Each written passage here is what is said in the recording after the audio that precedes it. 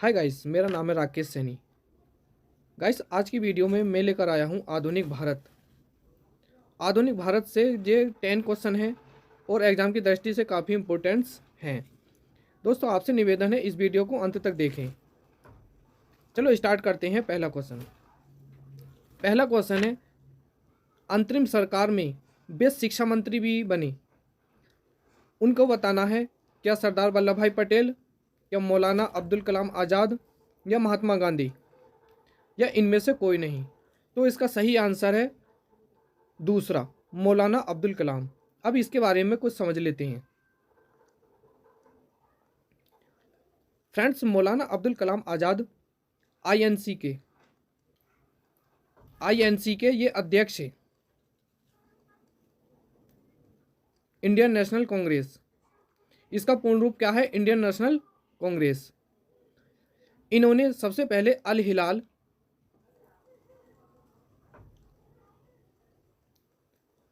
हिलाल पत्रिका प्रकाशित करी और इसी के साथ साथ में इन्होंने असहयोग आंदोलन के समय महात्मा गांधी के संपर्क में आए।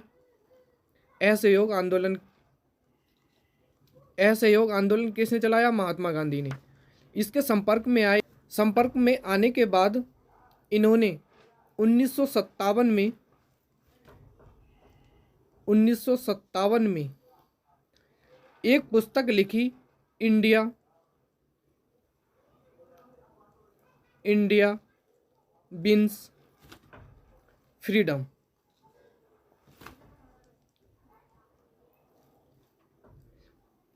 और उसके साथ साथ ही ये इन्होंने क्या रहे, 1940 में राष्ट्रीय कांग्रेस के अधिवेशन हुए, उसमें शामिल हुए।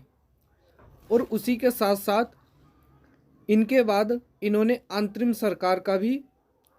सरकार में क्या शिक्षा मंत्री भी रहे थे। और बात कर लेते हैं इन्हें 1992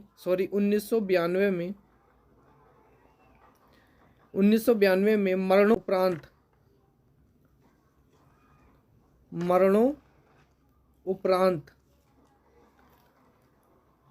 भारत रत्न से भी सम्मानित किया गया। भारत रत्न, ये फ्रेंड्स भारत का सबसे बड़ा सम्मान माना जाता है। अब बढ़ते हैं फ्रेंड्स अगले प्रश्न पर।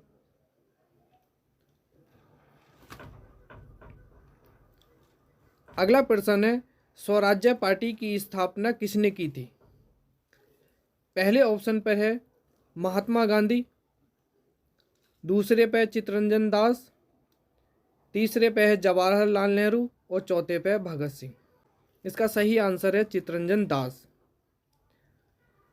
चित्तरंजन दास ये राष्ट्रीय कांग्रेस के अधिवेशन इन्होंने गया में करा था। गया कहाँ पड़ता है? बिहार में 1922 में इन्होंने स्वराज्य पार्टी की स्थापना करी। और इसी अधिवेशन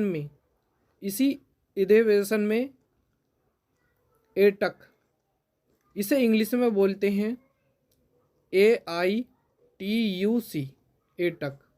इसका पूर्ण रूप होता है all India trade union Congress.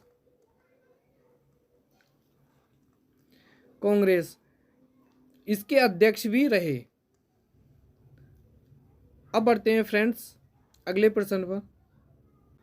अगला प्रश्न है, महात्मा गांधी का एकमात्र अधिवेशन कौन सा था?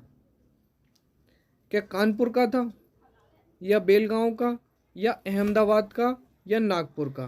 तो इस पर सही आंसर पर बढ़ते हैं। तो इनका सही आंसर है बेलगांव। बेलगांव कहाँ पड़ता है? सबसे पहले कर्नाटक में। कहाँ पड़ता है फ्रेंड्स? कर्नाटक में।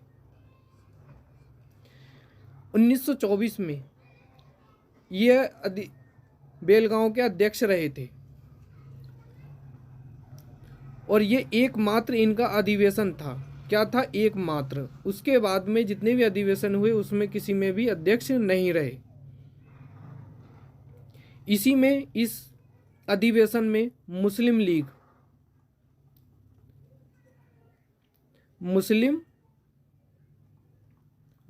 लीग अलग हुई थी।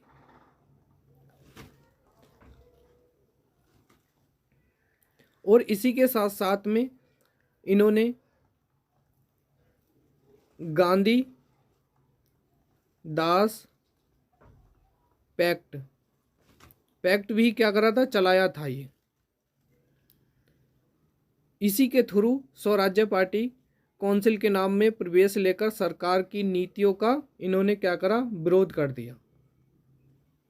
अब बढ़ते हैं फ्रेंड्स अगले प्रश्न पर।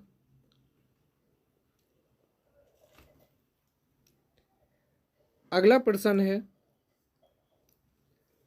पूर्ण स्वराज्य का प्रस्ताव रखा परंतु पारित नहीं हो सका। कौन थे वे? हजरत मोहानी, सरोजिनी नायडू या महात्मा गांधी या इनमें से कोई नहीं। तो इसका सही आंसर है हजरत मोहानी। अब इसके बारे में बात कर लेते हैं। इसका जो अधिवेशन है, इस अधिवेशन में पूर्ण स्वराज्य की मांग करी। पूर्ण स्वराज्य की मांग कब करी? 1925 में। और कांग्रेस का कौन सा अधिवेशन था? ये कानपुर में था। और कानपुर से अध्यक्षता कौन कर रही थी? सरोजिनी नायडू। कौन कर रही थी? सरोजिनी नायडू।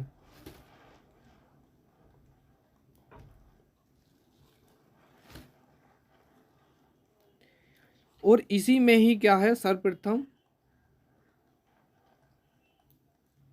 ध्वज वंदना, विजय विश्व तिरंगा प्यारा,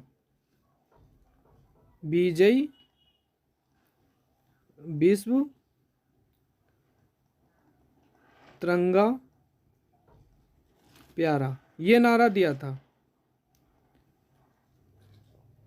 अब बढ़ते हैं फ्रेंड्स अगले प्रश्न पर।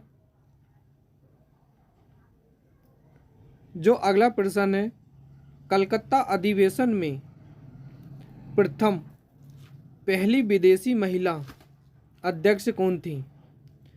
तो फ्रेंड्स ये थी, पहले ऑप्शन पे है एनी बेसेंट, दूसरे पे सरोजिनी नायडू, तीसरे पे अंबिका चरण मजूमदार और चौथे पे इनमें से कोई नहीं। तो इसका सही आंसर एनी बेसेंट।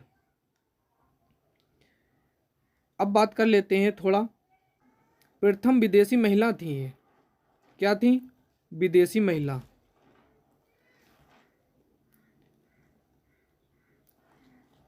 और ये कहाँ की महिला थी? ये थी आयरलैंड की।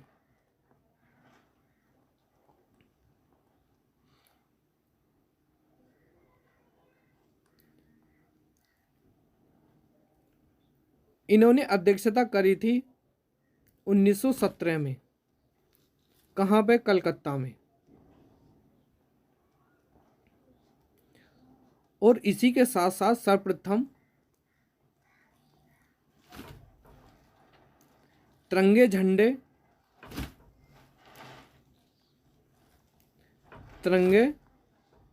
झंडे को कांग्रेस को सौंपा।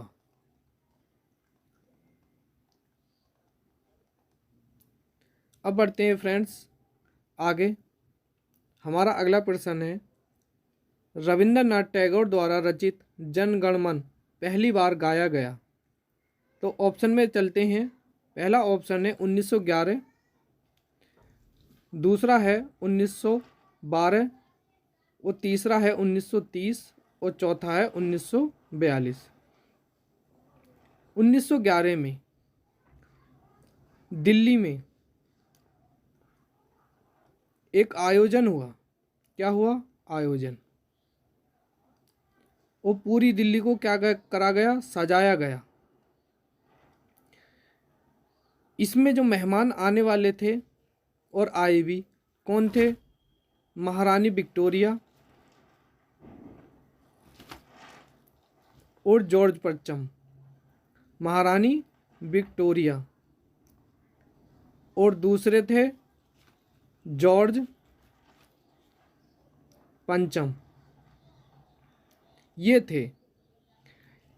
इनके आने की खुशी में पूरा क्या है, दिल्ली को सजाया गया। और इसी में ही पहली बार जनगण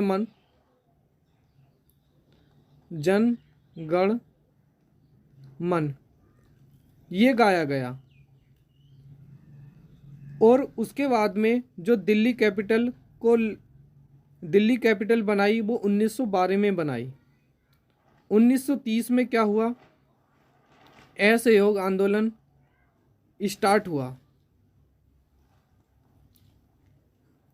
असहयोग आंदोलन। और 1942 में भारत छोड़ो आंदोलन को चलाया गया। अब फ्रेंड्स बढ़ते हैं 7वें प्रश्न पर। जो 7वां प्रश्न है हमारा, कांग्रेस और मुस्लिम लीग में समझौता जिसे लखनऊ पैक्ट के नाम से जाना जाता है वो किसकी अध्यक्षता में हुआ। पहला ऑप्शन है अंबिका चरण मंजूमदार, दूसरा है रास बिहारी बोस, और चौथा है दादा भाई नौरोजी, और पांचवा है महात्मा गांधी। तो इसका सही आंसर ए, अंबिका चरण मंजूमदार। यहाँ पे क्या था फ्रेंड्स, यहाँ गरम दल और नरम दल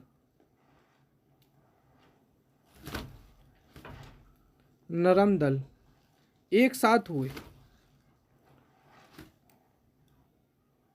अब बढ़ते हैं फ्रेंड्स 8वें प्रश्न पर। जो 8वां प्रश्न है हमारा, प्रथम बार कांग्रेस का अधिवेशन एक गांव में हुआ, उसकी अध्यक्षता किसने करी थी। इसका सही आंसर क्या है फ्रेंड्स, जो प्रथम बार कांग्रेस का अधिवेशन एक गांव में हुआ था, इसका सही आंसर है जवाहरलाल नेहरू। इसमें प्रथम बार कांग्रेस का अधिवेशन एक गांव में हुआ। और दूसरा है यहाँ पे क्या हुआ, 13 सूत्री अस्थाई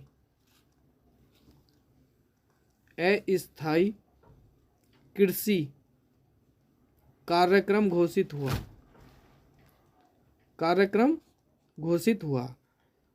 अब बढ़ते हैं फ्रेंड्स 9वें प्रश्न पर। 9वां प्रश्न है, किस अधिवेशन में पहली बार मतदान हुआ तथा सुभाष चंद्र बोस को अध्यक्ष बनाया गया। तो ये कहाँ हुआ था, ये हुआ था फ्रेंड्स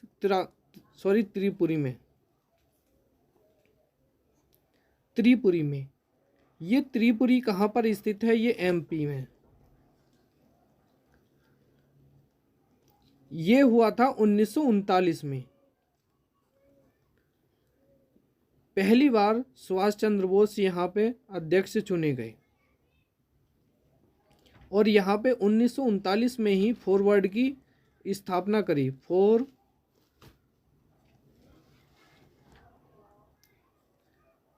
फॉरवर्ड ब्लॉक की स्थापना करी।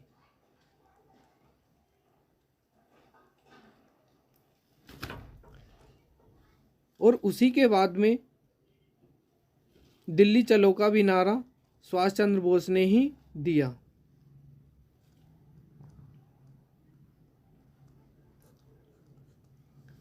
अब बढ़ते हैं फ्रेंड्स, अपनी वीडियो का लास्ट प्रश्न होगा 10।